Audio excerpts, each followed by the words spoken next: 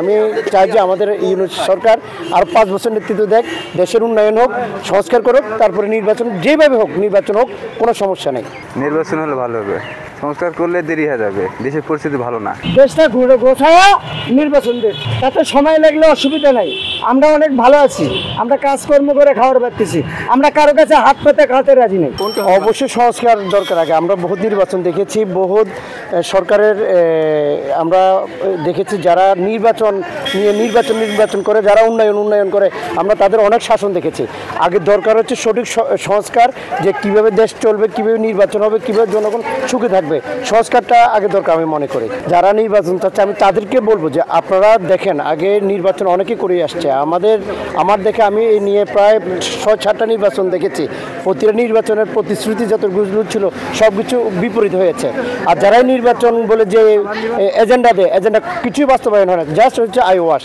আমি মনে করি যে আমাদের দেশ চলার ক্ষেত্রে আগে সংস্কার প্রয়োজন আমি মনে করি, তার পরবর্তীতে নির্বাচন। আমি চাই যে আমাদের ইউনিট সরকার আর 5 বছর নেতৃত্ব দেখ, দেশের উন্নয়ন হোক, সংস্কার করুক, তারপরে নির্বাচন যেভাবে হোক নির্বাচন হোক, কোনো সমস্যা নেই। এটা হচ্ছে আমার ওপিনিয়ন। ধন্যবাদ। আমি এমন কিছু বলবো না যে মানুষ আমাকে খারাপ বলে, আমরা কোনো দল করি না, আমরা হলো পেট নীতি। এখন আমার বাড়ি হলো বগুড়া, শাহজাহানপুর, মাঝিরা ক্যান্টনমেন্ট। আমরা তারেক রহমানকে অনেক ভালোবাসি। আর প্রথম বিষয় হচ্ছে সাধারণ জনগণের ইচ্ছাচারে বসাই দিছে, ভাল লাগছে। ইচ্ছাচার কাজ করতেছে, আমাকে অনেক ভালো লাগতেছে। তবে নির্বাচন এখন দেওয়া ঠিক হবে না আমি মনে করি।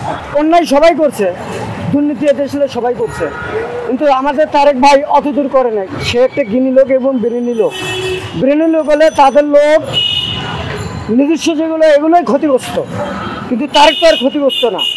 তারেক লোকটা অনেক ভালো, সে তো দেশ চালাতে পারবে সুন্দরভাবে, কিন্তু এই টাইমে না দেওয়াই উচিত আমি মনে করি। দেশটা ঘুরে গোছায়া নির্বাচন দেশ, তাতে সময় লাগলে অসুবিধা নাই। আমরা অনেক ভালো আছি, আমরা কাজকর্ম করে খাওয়ার পাচ্ছি, আমরা কারো কাছে হাত পেতে খাতে রাজি নেই।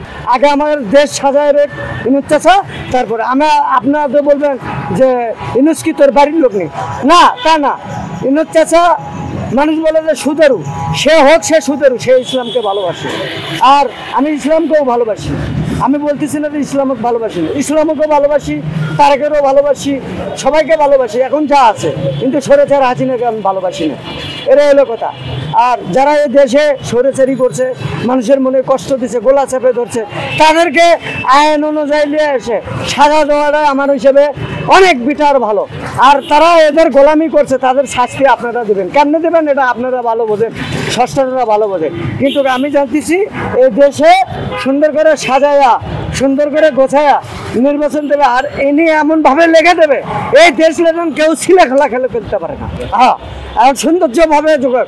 আর আপনারা তো বলতেছেন যে এখন ছাত্ররা খাইতেছে, হ্যাঁ এখন ছাত্ররা এই দেশে সবাই তো খাইছে, তো ওরা আবার না খাইতে ওরা তো মরছে অনেক। আমরাও তো ছিলাম শহীদ মিনারে, ওরা মরছে, ছাত্ররা মরছে।